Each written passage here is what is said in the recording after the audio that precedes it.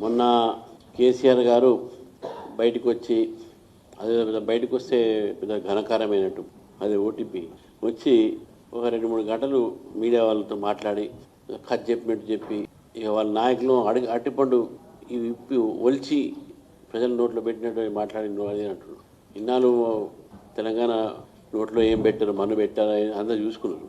అందుకే మీకు బీఆర్ఎస్ ఇచ్చేశారు. బీఆర్ఎస్ని వాస్తవానికి బయటికి రావడం కారణము భారతీయ జనతా పార్టీ ఓటు శాతం పెరిగింది. భారతీయ జనతా పార్టీ ప్రజల ఒక మన్నన పొందుతున్నది. మన గ్రామ పంచాయతీ ఎలక్షన్స్ కూడా 8,000 నుంచి 2,000కు వచ్చారు వీళ్ళు. బీజేపీ 100 నుంచి 1000 దాకా వచ్చింది. ఇక బీజేపీ బలం పెరిగింది. ఇట్లుంటే లాభం లేదని మళ్ళీ ఏదో వచ్చే ప్రయత్నం చేస్తాం. అయినా కూడా ప్రజలు, తెలంగాణ ప్రజలు చాలా తెలివి కలవంతులు, రాజకీయ చైతన్యవంతులు. కాబట్టి వారు బయటికి వచ్చినా వారు చెప్పినా చెప్పకున్నా ప్రజలకు వాస్తవాలు తెలుసు.